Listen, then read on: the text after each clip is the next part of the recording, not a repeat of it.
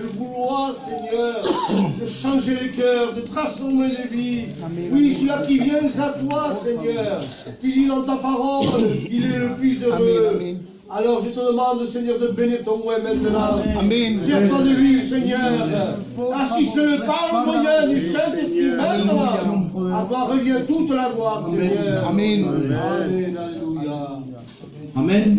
Amen. Gloire à Dieu, que Dieu soit béni, que Dieu soit glorifié. Je rends grâce à Dieu premièrement parce que Dieu nous a donné le privilège de pouvoir venir ce soir.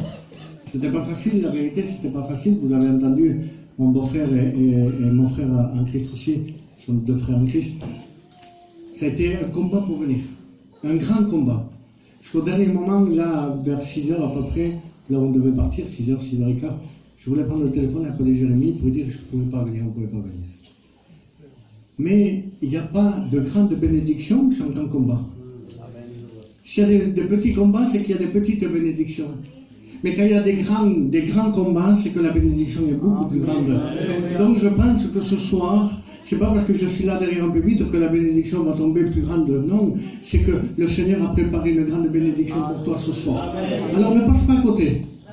Je te le dis en vérité de la part du Seigneur, ne passe pas à côté de la bénédiction que Dieu a préparée pour toi. Parce que ce n'est pas une petite bénédiction, c'est une grande bénédiction. Parce que la plus grande de toutes les bénédictions, c'est le salut de Dieu. Il n'y a pas une bénédiction plus grande que le salut de Dieu, que notre Seigneur Jésus-Christ.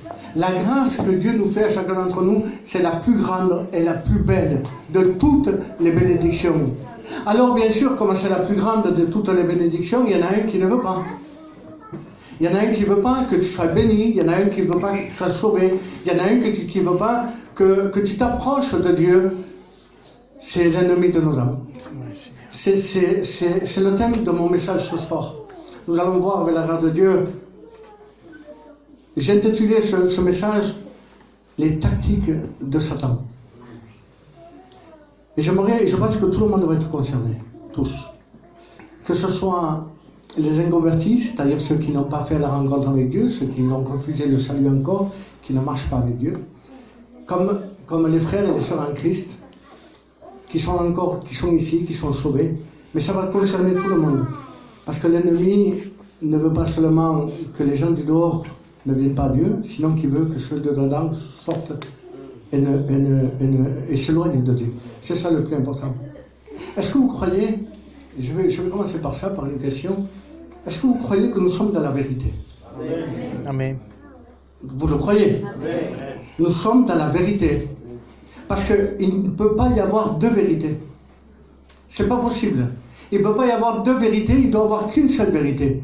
Jésus n'a jamais dit « Je suis le chemin, une des vérités et la vie ». Jésus a dit « Je suis le chemin, la vérité et la vie ». Il n'y a une seule vérité qui doit nous amener à Dieu. Il n'y en a pas 50 000. Et je vous verrai pourquoi je vous dis cela. Parce qu'on peut savoir la vérité, qui est Jésus-Christ. On peut savoir la vérité et être loin de Dieu. Ouais. On peut savoir des vérités et être loin de Dieu. Qui ne sait pas aujourd'hui? Dans le peuple rom, dans le peuple gitan, dans le peuple catalan, dans notre peuple à nous, voyageurs, qui ne connaît pas l'évangile? Qui n'a jamais entendu parler de Dieu? Qui? On a tous, même ceux qui n'ont jamais mis un pied à une église, ils ont entendu parler de Dieu. Je vais vous dire comment. Que ce soit même dans des mariages. Il y a des mariages chrétiens et la famille sont obligés de venir. Et quand il y a des mariages chrétiens, Dieu bénit, et le serviteur, le pasteur, annonce la parole de Dieu. Que ce soit malheureusement au cimetière. Il y a eu des chrétiens qui sont partis avec le Seigneur. Et le serviteur a parlé de Dieu. Et ceux qui n'ont pas jamais mis un pied ici ont écouté l'évangile. Donc ils ont écouté la vérité. Ils savent la vérité. Combien de fois vous avez entendu dire il faut dire la vérité? Combien de fois vous avez entendu moi pour être comme lui, je préfère être comme je suis? C'est vrai ou pas? C'est une vérité. Moi, tu vois ce qu'il fait là-bas, le chrétien, c'est pas bien ce qu'il fait. Comment ils savent que c'est pas bien ce qu'ils font? Parce qu'ils connaissent la vérité. On connaît la vérité. On peut savoir la vérité, mais être loin de la vérité. Mais la Bible dit, c'est Jésus qui va parler. Il va dire, vous connaîtrez la vérité. Et la vérité vous affranchira. Ce qui veut dire qu'on peut savoir la vérité et être loin de la vérité, mais celui qui est près de la vérité, c'est parce qu'il connaît la vérité. Quand on connaît quelqu'un, c'est qu'on est près de lui. Ou sinon, on ne peut pas le connaître. Moi, si je connais le frère, c'est parce que j'étais près de lui. Je le connais parce que je suis près de lui. Je l'ai connu. On a été ensemble. Donc, je le connais. On peut entendre parler de quelqu'un sans vraiment le connaître. Vous avez entendu parler de la vérité, mais vous ne connaissez pas la vérité. Certains ne connaissent pas la vérité. Et Dieu est là pour te montrer quelle est la vérité. Il n'y a qu'une seule vérité. Il n'y en a pas deux. Que Dieu soit béni. Donc, le thème de mon message, ça va être ça, c'est la tactique du diable. Et nous allons voir 3 points avec la grâce de Dieu. Le premier, c'est les plaisirs dans le monde, les religions, on en a parlé, les religions et les fausses doctrines. Il y a ça qui va vous éloigner de Dieu. Nous lisons un passage de la parole de Dieu, sans plus tarder. Il est court, c'est un verset. Il y a quelques lectures, j'espère ne pas être long. Je ne sais pas si je pourrais terminer tout parce que c'est... je vais essayer d'apporter ce que le Seigneur a mis dans mon cœur. Dans 1 Pierre, au chapitre 5 et verset 8, c'est écrit ainsi, on va lire un verset. Soyez sobres, veillez. Votre adversaire, le diable, rôde comme un lion rugissant, cherchant qui dévorera. Résistez-lui avec une foi ferme. Amen. Alors il dit, soyez sobres, veillez. Votre adversaire, le diable, rôde comme un lion rugissant, cherchant qui dévorera. Résistez-lui avec une foi ferme. Amen. Que Dieu soit béni. La Bible me dit que l'adversaire, c'est Satan. Mais le nom de Satan à lui-même veut dire adversaire. En hébreu, Satan veut dire adversaire. Mais Satan n'est pas seulement l'adversaire de Dieu. Il y en a beaucoup qui pensent que Satan, c'est l'adversaire de Dieu uniquement. Non. Dans ce passage, il est écrit « Votre adversaire, le diable ». C'est-à-dire que le diable est notre adversaire à nous les chrétiens, à nous qui avons reçu le Christ. Il est devenu notre adversaire. Et ça, c'est le nom de Satan. Il est notre adversaire. Mais qu'est-ce que c'est un adversaire? Un adversaire, c'est quoi? Adversaire et ennemi, dans le sens hébreu, dans la racine de l'hébreu, c'est la même chose. Ennemi, adversaire, c'est la même chose. C'est quoi le but d'un ennemi? C'est quoi le but d'un adversaire? C'est quoi son but à lui? Le but d'un ennemi ou d'un adversaire, c'est de nous causer le plus de mal possible. C'est ça. Il n'y a pas autre chose. Un ennemi ne cherchera pas à faire du bien à celui qui est contre lui, qui est son adversaire. Et Satan est notre adversaire. Il va chercher le plus de mal possible à causer à chacun d'entre nous. Et ça, c'est son but. Parce qu'il est méchant. Parce qu'il s'est juré notre perte. Ça, c'est le diable, il est comme ça. Il est comme ça. Il ne peut pas changer, il est comme ça. Et lui, son but à lui, c'est de faire le plus de mal possible. Déjà, au monde entier. À l'être humain en lui-même, ceux qui sont dans le monde, ceux qui ne connaissent pas Dieu. Qu'est-ce que Satan va faire pour eux? Pour causer le plus de mal. Et pour nous aussi, parce que c'est la même chose, il ne change pas lui, il veut faire du mal à tous. Donc, ceux qui sont dans le monde, comment Satan va faire le plus de mal possible? Tout simplement en les empêchant de s'approcher de Dieu. Satan, le plus de mal possible qu'il peut faire à un être humain qui ne connaît pas Dieu, c'est qu'il a de l'empêcher, avec tous ces démons que l'Éternel le réprime, c'est de l'empêcher de s'approcher de Dieu. Ça, c'est son but unique. Que l'homme ne connaisse pas Dieu, qu'il ne connaisse pas la vérité qui peut l'affranchir, parce qu'affranchir veut dire liberté. Donc son but, c'est empêcher l'homme. Mais maintenant à l'église, pour ceux qui sont approchés déjà, c'est quoi le but de Satan? Pour ceux qui connaissent Dieu, ceux qui ont accepté le Seigneur, qui vivent la sainteté de Dieu, qu'est-ce que c'est? Le but de Satan et des démons, c'est quoi? Si c'est pour le monde, les empêcher de s'approcher de Dieu, pour nous, c'est de nous éloigner de Dieu. Il n'y a pas notre... Parce que le plus de mal, ce n'est pas que Satan va faire que notre voiture tombe en panne. C'est un mal. Mais ce n'est pas le plus grand mal qui peut nous causer. Parce qu'un moteur, ça se change.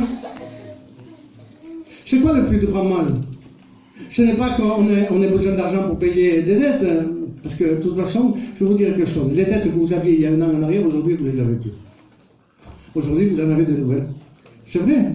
Et le monde, toujours, nous apportera des difficultés. Mais avec la grâce de Dieu, on passe. Mais c'est pas juste d'avoir... Ah, il y en a qui ont des dettes. Ah, ça y est, Satan, il m'a touché le point faible, ça y est. C'est pas ça. C'est pas ça. C'est quoi? Une maladie dans le corps? C'est pas le sommet. Je vous le dis, c'est pas le sommet. Je suis malade. Dieu le sait. J'ai une maladie génétique. J'ai du mal à marcher. Normalement, je devrais être aujourd'hui dans un fauteuil roulant. Dieu permet que je sois encore debout. Amen. J'ai une maladie, on appelle ça la myopathie. Mais Dieu permet. Mais c'est pas ça. Un jour, j'ai dit à ma famille, quand on a découvert cette maladie en moi, c'est une myopathie de l'adulte. Ma famille, qui ne connaissent pas Dieu, je voyais qu'ils étaient tristes, ils étaient désolés pour moi, ils étaient mal. Vous savez ce que je leur ai dit? Et Dieu m'est témoin, je pesais mes paroles, je le dis encore aujourd'hui. Je disais, ne soyez pas tristes pour moi. Je préfère être dans un fauteuil roulant et être avec Dieu que pas avoir mes deux jambes, toute ma santé et être loin de Dieu. Je vous le dis en vérité, je dis parce que ma vision, ma destinée à moi, ce n'est pas la terre. Un jour, je dois la quitter, mais quand je la quitterai, je vais aller dans le Seigneur, auprès de mon Seigneur. C'est ça, ce n'est pas toucher un corps. Le sommet, ce n'est pas juste une maladie, non. Le sommet que Satan peut faire pour toi, du mal, c'est de t'éloigner de Dieu. C'est pas autre chose. Alors il va utiliser quoi? Il va utiliser ses tactiques à lui. Il va utiliser quoi? Il va utiliser ses armes à lui. Seigneur, ne te laisse pas, je te le dis de la part de Dieu. Tu es sur le point d'abandonner le Seigneur. Ne le lâche pas. Ne te laisse pas convaincre par le diable, que le Seigneur le réprime. Approche-toi plus de Dieu. Tu es en train de t'éloigner, le diable est en train de t'éloigner. Et le meilleur, ce qui est bon pour l'homme, tu sais ce que c'est être près de Dieu. Amen. Un homme l'avait compris. Un homme avait compris qu'être près de Dieu, pour lui, c'était son bien. Cet homme, c'était Asaph. Dans le psaume 73, verset 28. Vous le lirez si vous voulez. Vous savez ce que cet homme va dire? Asaph, c'était un homme de Dieu. C'était quelqu'un qui chantait. Il chantait dans le temple. Il était au service de David. Et vous savez ce qu'il va dire? Asaph, cet homme de Dieu, il va dire, pour moi, mon bien, c'est être près de Dieu. Pour moi, mon bien, c'est-à-dire que celui qui est conscient que son bien à lui, son bien pour sa famille, pour ses enfants, pour sa compagne, son mari, pour son entourage, ceux qu'il aime, s'ils sont conscients que leur bien, c'est être près de Dieu, comment voulez-vous qu'on puisse s'éloigner? Ne te laisse pas tromper par Satan. Je te le dis de la part de Dieu, Satan veut que tu t'éloignes. Ne t'éloigne plus. Et si tu t'es éloigné, tu as encore temps de te rapprocher de la part du Seigneur. Amen. Jésus est là, il est vivant. Alléluia. Tu n'as pas le droit de te séparer de Christ. La Bible dit, qui me séparera de l'amour de Christ? Qui me séparera de lui? Est-ce les tribulations? Est-ce les problèmes, les difficultés? Non. Non, celui qui a reçu le Christ et qui sait, quand il sait que son bien à lui, c'est être près de Dieu, il ne peut plus s'éloigner. Amen. Quand il voit ses enfants, et qu'il dit, mes enfants, si je m'éloigne de Dieu, ils sont plus protégés par Dieu.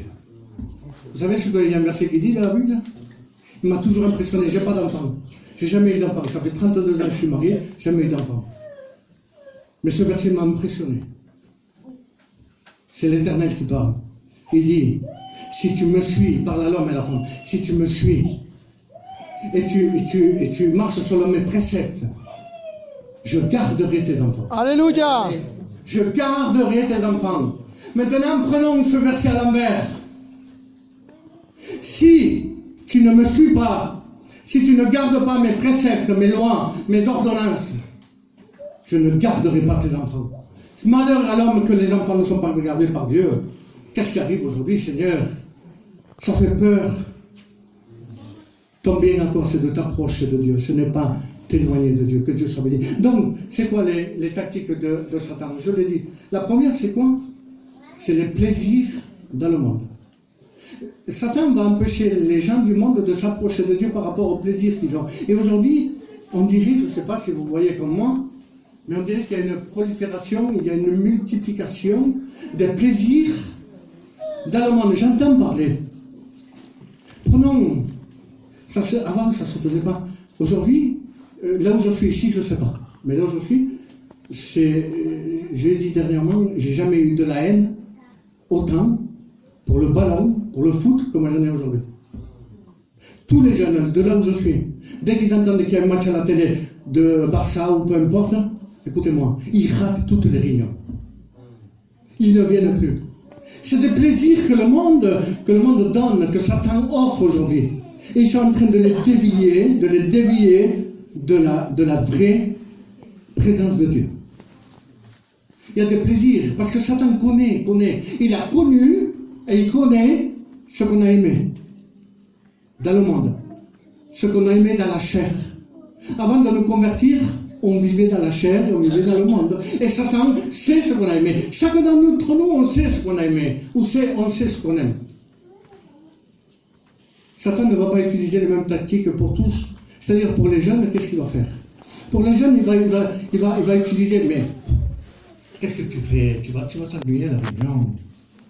Regarde, il y a tes copains qui sortent, ils t'ont appelé, vas-y, quel mal il y a? Tu vas à un bar, tu vas boire un coup, c'est pas mauvais. Un coup, deux coups, trois coups, et ça dégénère après. Et la tactique de Satan, c'est de dévier les jeunes aujourd'hui de la présence de Dieu. Les jeunes, ils ont accepté le Seigneur. Combien de jeunes sont tombés dans ce piège? Mauvaise compagnie. Et Satan va envoyer les mauvaises compagnies pour enlever le chrétien ou la chrétienne de la présence de Dieu, de s'éloigner de ça. Pour les autres, peut-être ça va être le travail. Le travail, c'est un danger le travail. Il faut travailler. Mais comment on travaille? Satan va venir, il va faire comme Ève. Mais non, mais Dieu sait, vous ne mourrez pas, mais Dieu sait que le jour où vous en mangerez, vos yeux s'ouvriront. Et Satan est en train de te dire, oui, mais quand même, Dieu sait que tu en as besoin. C'est pas mauvais. Il vient avec une parole très douce, vous savez. Des fois, Satan lui avait des paroles très douces, mais qui sont remplies de venin. C'est pas mauvais. Une signature, un faux papier. Tu demandes pardon à Dieu après. Et avec ça, il t'a éloigné de Dieu. Il t'a vraiment éloigné de Dieu. Parce que le but de Satan, c'est de nous faire pécher. Le péché nous éloigne de Dieu. Et ça, il le sait. Lui, il le sait. Et nous, on le sait aussi. Vous savez que Satan, il y en a beaucoup, ça me font rigoler. Et en même temps, j'ai de la tristesse parce que il y en a qui disent, ouais, la culpa, toujours à Satan, la faute toujours à Satan. Moi, je dis souvent, Satan ne met jamais un couteau à la gorge pour nous faire pécher. C'est ta décision. C'est toi qui décides si tu veux ou pas. Parce que Dieu nous a donné l'autorité, la puissance, l'autorité de dire non au péché. Amen. Dieu nous a donné l'autorité de dire non à Satan. La Bible dit, regardez, on va lire un passage dans Jacques 1,14, il dit, mais chacun est tenté quand il est attiré et amorcé par sa propre convoitise, par ce qu'il aime, sa convoitise, ce qu'il a aimé, ce qu'il aime, il est amorcé par sa propre convoitise. Puis la convoitise, lorsqu'elle a conçu, enfante le péché, et le péché étant consommé, produit la mort. C'est-à-dire que ça parle à des chrétiens, c'est l'épître de Jacques, ça parle à des chrétiens. On est amorcé par rapport à ce qu'on aime. C'est-à-dire Satan, c'est qu'est-ce qu'on a aimé. Un chasseur ne va pas appâter un lièvre ou un lapin avec du poisson, il n'aime pas ça. Il va l'appâter avec une carotte ou de la salade, je ne sais pas. Il sait, et Satan est un des grands chasseurs pour faire tomber l'homme et la femme, pour les prendre au piège. Il sait ce que tu as aimé, mais il ne peut pas te forcer. Il y en a qui disent, oui, j'ai eu des attaques, Satan, c'est la coupe, la force, c'est Satan. Non, si tu ne veux pas, tu ne peux pas. Si elle aurait refusé, elle aurait refusé. Si tu veux refuser, refuse simplement. Je vous donne un verset pour que vous soyez encouragés. La preuve que si on veut refuser, on peut refuser. La Bible dit, soyez soumis à Dieu, résistez au diable et il fuira loin de vous. voulez dire et avoir la force de dire non au péché, soyez soumis à Dieu. Amen. Mais pour être soumis à Dieu, il faut être près de Dieu. Il faut se consacrer à Dieu. Il faut prier, il faut lire, il faut se mettre devant Dieu. Se soumettre à Dieu, c'est être là devant lui. Parce que la chair, on l'a dit, la chair est faible, mais l'esprit est disposé. Donc laisse ton esprit agir au-dessus de ta chair. Et là, la Bible dit, résister au diable, c'est être soumis à Dieu. Il y en a qui font le contraire. Je ne sais pas si vous voyez, il y en a qui font le contraire. Ils résistent à Dieu, ils se soumettent au diable. Quelle peur, Seigneur! Vaut mieux se soumettre, soyez soumis à Dieu et résister au diable. Et la Bible dit qu'il fuira loin de vous. C'est pas nous qu'on va être éloignés de Dieu, c'est le diable qui va être éloigné de nous. C'est pas pareil. Que Dieu soit béni. Deuxième tactique, je vais aller un peu plus vite. Les religions. Seigneur, celle-là, c'est une des tactiques, une des importantes que Satan veut utiliser. Je ne parle pas des religions dans le monde, comme le catholique, les bouddhistes ou les musulmans. Je ne parle pas de ces religions, elles appartiennent au monde. Mais je parle de la religion, mais on parle à l'église. La religion dans l'église.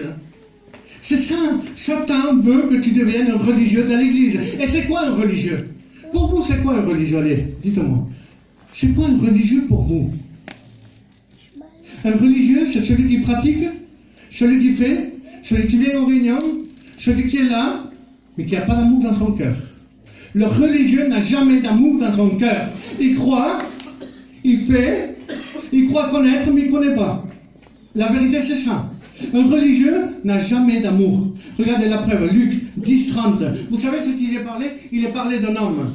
La Bible me dit, c'est Jésus lui-même qui va raconter cette histoire. Un homme descendait de Jérusalem à Jéricho. Et là, il va se faire attaquer par deux brigands qui vont le laisser à demi-mort. Il va être là en train d'agoniser. Et là, un après l'autre, un sacrificateur et un lévite vont passer, un après l'autre, mais ils vont passer outre. Ils vont regarder ce demi-mort, celui qui avait été frappé, battu. Peu importe s'il descendait de Jérusalem à Jéricho, qu'importe s'il y a quelqu'un qui est parti de la main du Seigneur et qui s'est fait frapper beaucoup par Dieu. Il y en a qui, vous savez qu'il y en a qui disent, il n'y a que ceux qui méritent. Pourquoi il est parti de la main de Dieu? On ne parle pas avec l'amour. L'amour dit, Seigneur, garde mon frère, je suis là pour l'aider. Et s'il a besoin, je vais le voir dans sa maison, je bois un café avec lui et je lui parle du Seigneur. Ça, c'est l'amour de Dieu. Il est dit qu'ils passèrent outre. Mais Seigneur, qu'est-ce qu'ils ont fait? Qu'est-ce qu'ils ont fait? Ils étaient pressés. Ils étaient pressés de quoi? De pratiquer, d'aller chanter, d'aller toucher la guitare, d'aller prier. Ils étaient pressés pour ça. Un Samaritain, lui peut-être il n'était pas pressé pour aller chanter. Il n'était pas pressé pour servir. Mais son cœur était rempli d'amour. Amen. Peut-être qu'il pratiquait moins. Parce qu'en vérité, la religion, elle existe. Je suis un religieux. Vous allez me dire, mais toi non. Qu'est-ce que tu dis? Tu es en train de dire que la religion, c'est pas bon? Et toi, tu me dis que tu es religieux? Ou je suis religieux? Mais la vraie religion. C'est quoi la vraie religion? C'est quoi la vraie religion? C'est ce que je vous ai dit. C'est l'amour. Regardez, Jacques 1, 27. La religion pure et sans tache. C'est l'apôtre Jacques là qui parle. La religion pure et sans tache. Devant Dieu, notre Père. Il est dit devant Dieu. C'est plus devant les hommes. La religion fausse, quand il y a quelqu'un qui vient ici, qu'il a une religion à lui, c'est que de l'apparence. Parce que l'apparence, c'est pratiquer, essayer de me démontrer, mais sans amour. Et la Bible me dit que la vraie religion, devant Dieu, c'est-à-dire que c'est Dieu qui le voit, la vraie religion devant Dieu, notre Père, consiste à quoi? À visiter les orphelins et les veuves dans leur affliction et à se préserver des souillures du mal. Que Dieu soit béni. Amen. C'est quoi visiter les orphelins et les veuves? C'est l'amour. C'est pas la pratique. Hein. Quand on va visiter des orphelins, ils n'ont rien. On ne va pas visiter quelqu'un qui a beaucoup d'argent. On ne va pas visiter quelqu'un qui nous invite à manger. Les orphelins et les veuves, c'était ceux qui n'avaient rien. Et c'est par l'amour qu'on va les visiter. Ça, c'est la vraie religion. Il est dit, la religion pure et sans tache, c'est la vraie religion. La vraie religion, c'est être rempli d'amour. Est-ce qu'on peut pratiquer sans amour? Est-ce qu'on peut faire sans amour? Est-ce qu'on peut persévérer sans amour? Est-ce qu'on peut haïr le mal sans amour? Je vous dis oui. Apocalypse 2, 1. Dieu va parler à l'église d'Éphèse. Il va écrire à l'église d'Éphèse. Et à un moment donné, il va dire 6 choses. Seigneur. Il va dire, je connais, 1, tes œuvres. Quand même. Tes œuvres. 2, ton travail. 3, ta persévérance. 4, que tu ne supportes pas les méchants. Seigneur, c'est important. 5, que tu as souffert à cause de mon nom. 6, que tu ne t'es point lassé. Quel palmarès. Seigneur, si on s'arrête là, on dit, quelle église, quel chrétien, quelle chrétienne. Seigneur, il œuvre, il travaille, il persévère, il ne manque pas une réunion. Hein? Alors là, il ne manque pas une réunion. Il ne supporte pas le méchant, il souffre à cause du nom de Jésus. Seigneur, il ne se lasse point. Et Seigneur va dire, j'ai quelque chose contre toi. Le Seigneur, je suis en train de... Tu me connais, tu dis que tu me connais. Tu vois que j'œuvre. Seigneur te dit, oui, tu œuvres. Seigneur, je travaille pour toi. Je place les choses à l'église, je balaye s'il le faut. Seigneur, quand il faut aller quelque part, j'y vais. D'accord. Tu persévères. Je ne manque pas une réunion, Seigneur. C'est vrai. C'est vrai. Tu ne supportes pas le mal, tu aimes la justice. Béni soit Dieu. Tu ne te lasses point, c'est vrai. Tu souffres des fois quand on parle mal du Seigneur. Tu souffres en toi. C'est vrai. Le Seigneur va dire, j'ai quelque chose contre toi. Bah, Seigneur. Il va dire, ce que j'ai contre toi, c'est que tu as abandonné ton premier amour. Seigneur. Il va dire, mais il va continuer, il va dire, va et repens-toi. Va et repens-toi. Seigneur, est-ce que quand on diminue l'amour, quand il n'y a pas d'amour dans notre cœur, quand on n'a plus l'amour de Dieu, est-ce que c'est un péché? Oui. Parce que le Seigneur ne dirait pas repens-toi. Quand le Seigneur dit repens-toi, c'est parce que c'est un péché. Parce qu'on ne peut pas se repentir s'il n'y a pas de péché. Et là, le Seigneur va dire repens-toi. Donc c'est un péché. Frère, laisse l'amour de Dieu t'envahir. Je te le dis de la part du Seigneur. Mets-toi devant Dieu et demande au Seigneur, Seigneur, je ne veux pas vivre une vie de religion. Seigneur, je veux briser la religion ce soir ici. Amen. Je ne veux plus de religion. Je ne veux plus être religieux. Je ne veux plus avoir une apparence. Ça ne me sert à rien, Seigneur. S'il n'y a pas l'amour, il n'y a rien. S'il n'y a pas l'amour, il n'y a rien. Ce qui compte avant tout, c'est l'amour. Le Seigneur a dit 2 choses. Tu aimeras l'Éternel, ton Dieu, de tout ton cœur, toute ta pensée, toute ta force. Et tu aimeras ton prochain comme toi-même. Seigneur, ça parle de l'amour. Et il va dire, tout ça, ça accomplit toute la loi des prophètes. Amen. Celui qui a de l'amour accomplit l'œuvre de Dieu. Et il pratique parce qu'il aime Dieu. Il fait, non pas pour se montrer, mais parce qu'il aime Dieu. Béni soit Dieu. Je vais aller un peu plus vite. Je ne sais pas si j'aurai le temps. Amen. Troisième chose, les fausses doctrines. Satan est un spécialiste, un expert pour fabriquer des fausses doctrines. Il est un expert. Il y a des démons, la Bible parle, ce sont des doctrines de démons. Donc, il y a des doctrines qui sortent directement de Satan et de démons. Pour dévier l'homme de Dieu, l'éloigner de Dieu. Regardez, vous savez que nous, l'église évangélique, Vie et Lumière, dans laquelle nous sommes, elle est sortie de l'église pentecôtiste et assemblée de Dieu, Locosec. C'est vrai, on est sorti d'eux. Dieu s'est servi de Locosec pour pouvoir apporter la parole de Dieu au peuple voyageur. Béni soit Dieu, et aujourd'hui, nous voyons le résultat. Que Dieu soit béni. Amen. Reprenez les assemblées de pentecôtistes. Je veux dénoncer le péché.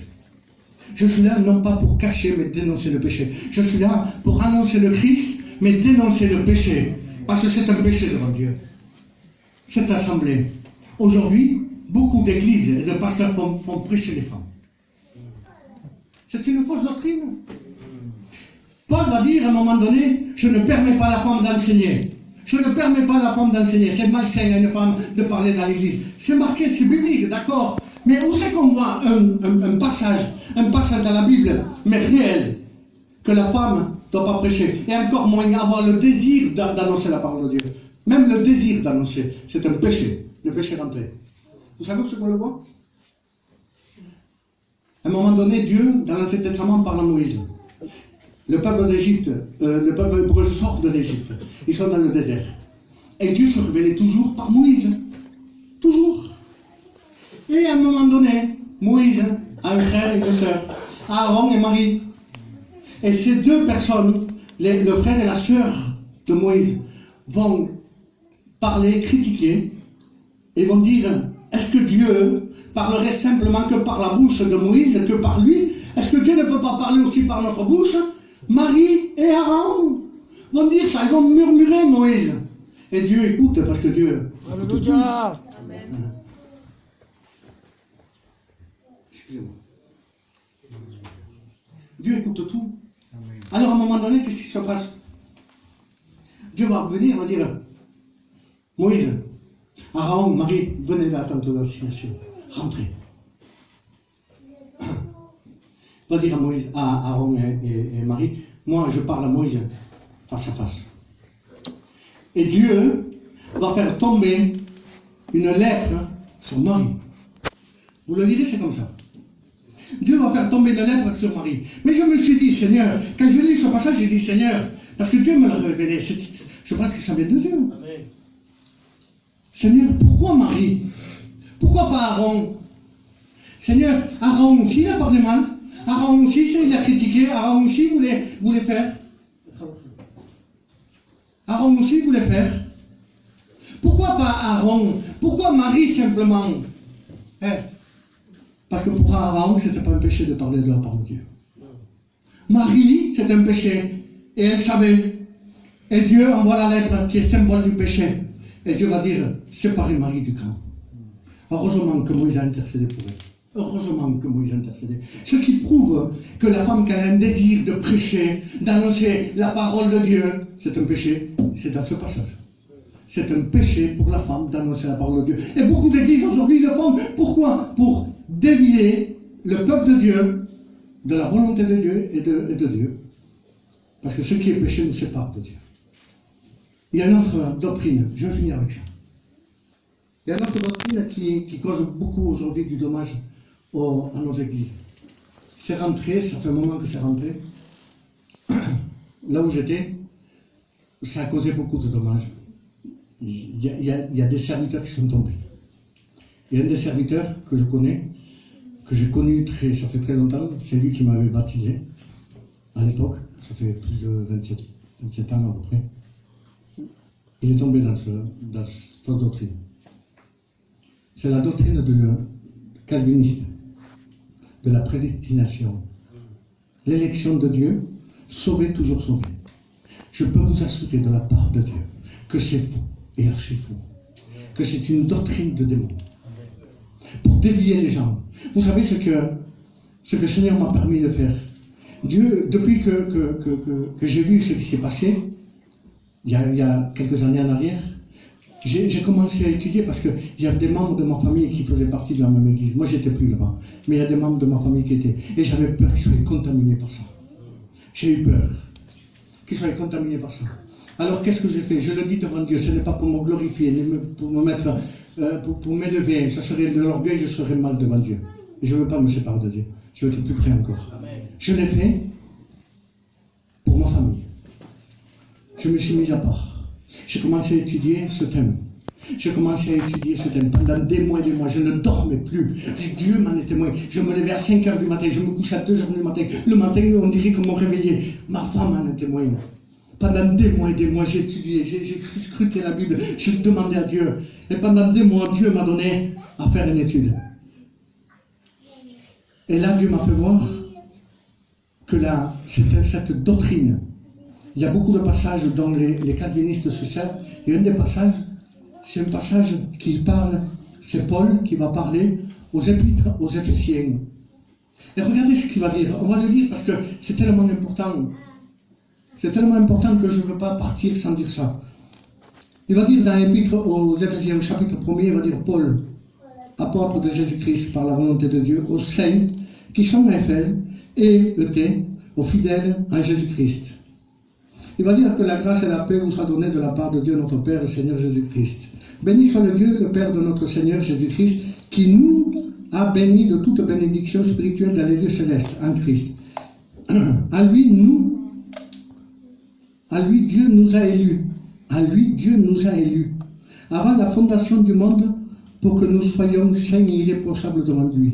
À lui, il nous a prédestinés par son amour à être des enfants d'adoption par Jésus-Christ, selon le bon plaisir. Verset 7. En lui, nous avons la rédemption par son sang, le pardon des péchés, selon la richesse de sa grâce, que Dieu a répandu abondamment sur nous, par toute espèce de sagesse et d'intelligence. Il nous a fait connaître le mystère de sa volonté, selon la bienveillance des saints qu'il avait formés en lui-même. Verset 11. En lui, nous sommes aussi devenus héritiers, ayant été prédestinés suivant le bon plan et le conseil qui opère toutes choses d'après le conseil de sa volonté. Verset 12. Enfin, que nous servions à célébrer sa gloire, nous qui d'avance avons espéré en Christ.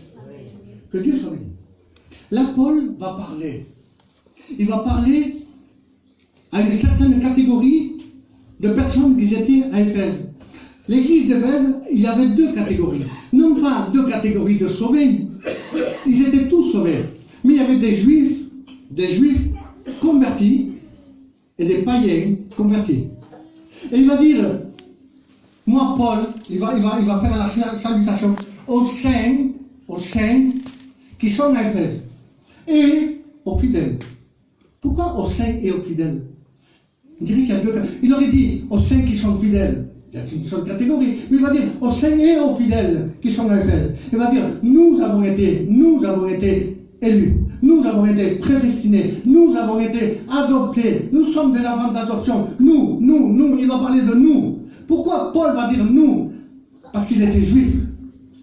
Et quand il parle à cette catégorie de sauvés dans l'église, c'est-à-dire les juifs convertis, il va dire nous avons été élus. Nous. Mais après au verset, regardez, ce qu'il va dire au verset, c'est ça le plus important. Ce qu'il va dire au verset 13. Il va dire, en lui, vous, il va employer maintenant la conjugaison vous. Il va dire, en lui, vous aussi, après avoir entendu la parole de vérité, l'évangile de votre salut à lui, vous avez cru et vous avez été scellés du Saint-Esprit qui avait été promis. Amen. Regardez ce qu'il va dire aussi au verset 16. Je ne cesse de rendre grâce pour vous et je fais mention dans mes prières. Que Dieu soit béni. Il va dire aussi, qu'il vous donne un esprit de sagesse et de révélation dans la connaissance, qu'il illumine les yeux de votre cœur pour que vous sachiez quelle est l'espérance qui s'attache à son appel, quelle est la richesse de sa gloire et son héritage. Amen.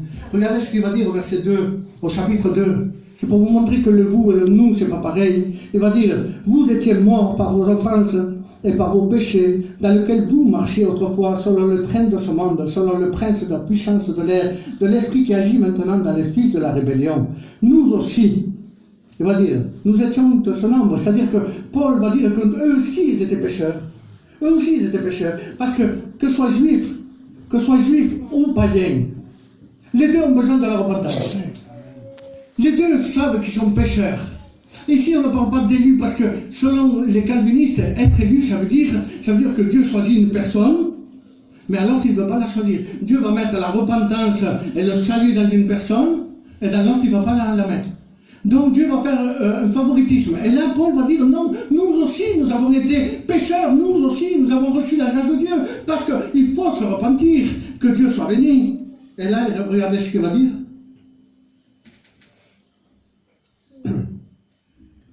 Il va dire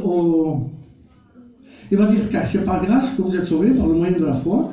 Et après, il va dire, c'est pourquoi. C'est pourquoi, c'est ça le plus important. C'est pourquoi vous, il va employer le vous, autrefois païens, dans la chair appelée incirconcis par ceux qu'on appelle les circoncis. Chapitre 3. À cause de cela, moi, Paul, prisonnier de Christ, pour vous, païens. C'est-à-dire que Paul va faire la différence entre le vous et le nous. Le nous, c'est l'élection de Dieu. Le vous, c'est l'appel.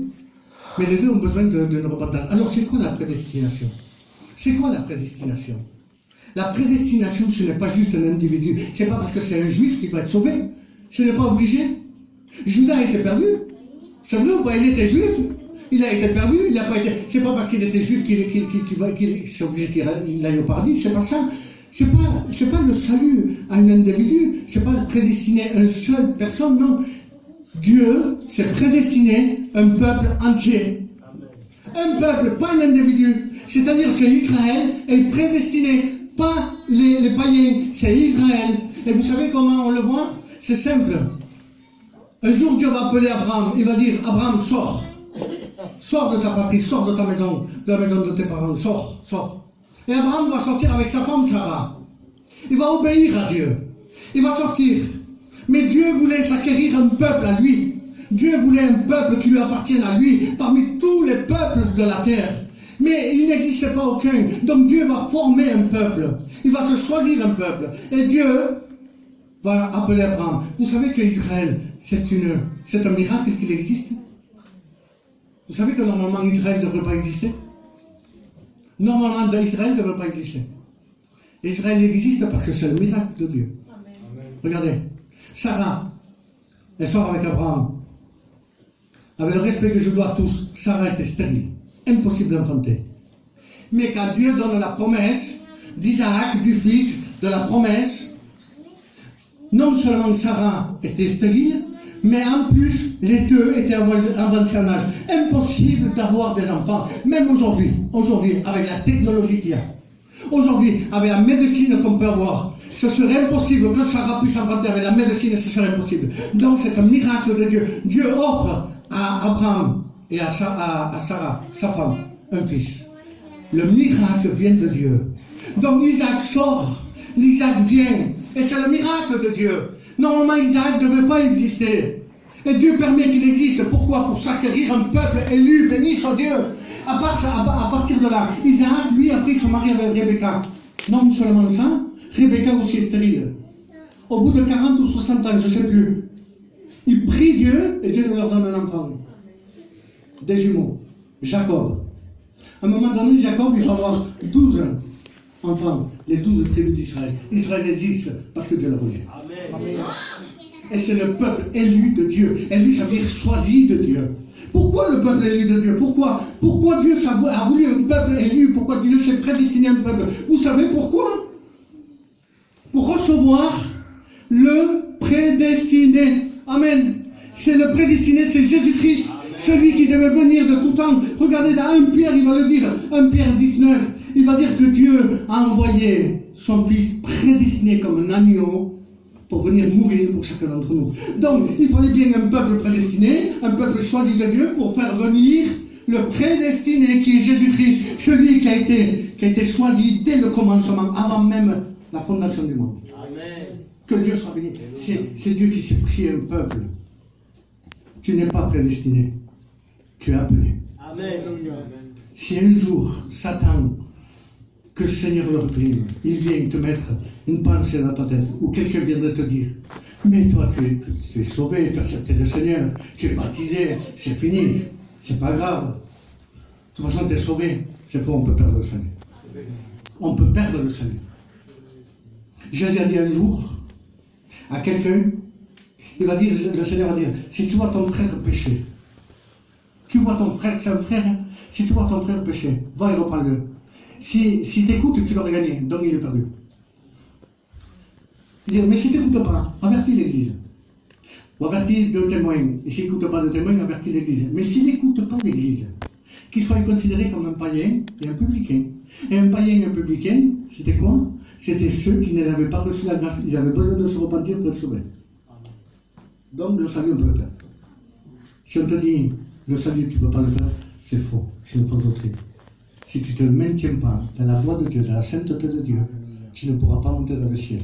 Si aujourd'hui, moi je décide, après 27 ou 30 ans, je ne sais plus combien ça fait que je suis baptisé et converti, si je décide du jour au lendemain de partir dans le monde et pécher, je vous croyez, vous faites sauver. Je vais être perdu. Ce qui me maintient dans le salut, c'est ma foi, c'est ma marche avec Dieu, c'est ma pratique avec Dieu. Jésus a dit, ce n'est pas tous qui diront Seigneur, Seigneur qui hériteront le royaume des cieux. Tu crois que tu es sauvé? Non. Si tu n'es pas sauvé, approche-toi de Dieu. Cet homme avait compris, je vais finir. Cet homme avait compris. Il va dire, mon bien à moi. Mon bien, c'est de m'approcher de Dieu. Amen. Tu sais que ton bien, c'est de t'approcher de Dieu. Satan veut se servir de beaucoup de choses pour t'éloigner de Dieu. Peut-être ton caractère, colérique. Peut-être tu es coléreux. Et Satan, des fois, quand tu t'énerves un peu, il vient enflammer cette colère et pour que tu puisses pécher et t'éloigner de Dieu.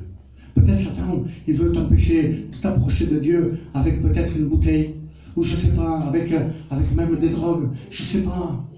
Ou peut-être tu te dis, je ne peux pas m'approcher de Dieu, j'ai telle et telle chose. Tu limiterais la puissance de Dieu quand Dieu peut tout faire. Tu crois que Dieu a créé les cieux et la terre? Tu crois en Dieu? Tu crois que Dieu a créé les cieux et la terre? Il a placé avec ses mains, il a placé toutes les étoiles, il leur a donné un nom. La Bible dit qu'avec la paume de sa main, il tient toutes les eaux de la terre. Avec trois doigts, il rassemble la poussière de la terre. Tu te rends compte que la Bible dit que ni les cieux des cieux ne peuvent le contenir. Et tu crois ça, et tu crois que Dieu ne pourrait pas t'aider à t'enlever un vice, une passion. Tu crois qu'il ne pourrait pas? Dieu peut tout. Amen. Amen. Dieu peut te bénir maintenant. Dieu peut te délivrer maintenant. Parce qu'il est le Dieu tout-puissant. Satan veut t'éloigner de Dieu. Dieu, lui, veut te rapprocher de lui. La Bible dit, approchez-vous de Dieu et il s'approchera de vous. Amen. Mais si tu ne t'approches pas de Dieu, comment tu veux que Dieu s'approche de toi? Approche-toi d'abord, toi, de Dieu, et lui s'approchera de toi. Et toi qui connais Dieu, ne te laisse pas tromper par Satan. Ne t'éloigne pas de lui. Ce serait ta perte pour l'éternité. Dieu veut ton bonheur. Amen. Amen. Nous prions le Seigneur. Alléluia. Éternel, notre Dieu, notre Père. Seigneur, c'est toi qui es le Dieu tout-puissant, Seigneur. Il n'y a qu'une seule vérité, c'est ta parole, Seigneur. Je le crois, oh Dieu. Tu nous dis, Seigneur, que Seigneur, le salut, on peut le perdre, c'est la vérité. Seigneur, tu nous dis que Satan existe, c'est vrai. Il est là pour nous faire tomber, nous éloigner de Dieu. Seigneur, nous voulons faire comme cet homme. Dire, Seigneur, m'approcher de Dieu, c'est mon bien. Oui, Seigneur, c'est le bien de ma personne, c'est le bien de ma famille, de ma femme. Seigneur, c'est le bien de tout ce que j'aime. Seigneur, aide-moi à être conscient de cela. Permets que ce soir, Seigneur, les âmes aient compris, Seigneur, que leur bien c'est de s'approcher de Dieu, que leur bien à eux, à leur famille, à leurs enfants, Seigneur, c'est que eux, Seigneur, puissent s'approcher de toi. Seigneur, tu ne tardes pas, c'est vrai, tu viens bientôt. Permets que ce soir il y ait du salut dans les cœurs. Permets que ceux qui avaient la pensée d'abandonner, Seigneur, n'abandonnent pas maintenant au nom de Jésus-Christ. Père, convainc mes cœurs. Amen. Au nom de Jésus-Christ. Seigneur, ô éternel, Seigneur, m'ouvre-toi ce jour dans les cœurs. Esprit de Dieu, prends possession, Seigneur, et convainc les cœurs. Au nom de Jésus-Christ. Seigneur, le salut est tellement important. On ne peut pas s'amuser avec le salut. Ce soir, Dieu t'appelle à être sauvé, à t'approcher de Dieu, avec la permission des anciens. J'aimerais faire un appel. Je ne le fais pas souvent, mais je veux le faire. Parce que Dieu t'appelle à être sauvé. Tu as compris que Dieu veut que tu t'approches de lui. Il veut que tu t'es éloigné de lui. Tu t'es éloigné de lui. Je ne sais pas pourquoi tu t'es éloigné. Peut-être par rapport aux conséquences de la vie. Peut-être parce que tu as été frappé, battu. Peut-être. Mais Dieu t'appelle. Peu importe ce que tu as fait dans le monde. Peu importe ce que tu as commis. Peu importe. Tu n'es pas ici pour être jugé. Tu es ici pour être sauvé. Seigneur veut que tu l'acceptes ce soir. Simplement, lève ta main. Béni soit Dieu pour cette main levée. Amen, amen. Béni soit Dieu pour cette main levée. Que Dieu soit béni pour ce main qui se lève. Béni soit Dieu pour cette main levée. Que Dieu bénisse cette réunion parce qu'elle est là pour te sauver. Elle veut te rapprocher de Dieu. Tu t'es éloigné. Tu es devenu un rétrograde. Dieu veut te rapprocher. Tu n'es pas perdu pour l'éternité. Dieu veut te sauver. Dieu va agir en toi. Lâche la drogue dans laquelle tu es lié. Au nom de Jésus. Au nom de Jésus-Christ. Alléluia, alléluia. Lâche tout ce qui n'est pas l'amour de Dieu. Tu as la puissance de dire non à Satan maintenant. Tu as la puissance. Je rends grâce à Dieu pour se main levée. C'est encore une main qui veut se lever pour Dieu. Non pas pour Dieu. Dieu n'a pas besoin de ta main. Béni soit Dieu pour cette main levée. Dieu n'a pas besoin d'une main levée. Béni soit Dieu pour cette main levée. Dieu n'a pas besoin. C'est toi qui as besoin. Ce n'est pas toi qui fais de grâce à Dieu en levant ta main. C'est Dieu qui te fait de grâce et tu lèves ta main pour lui. Béni soit Dieu.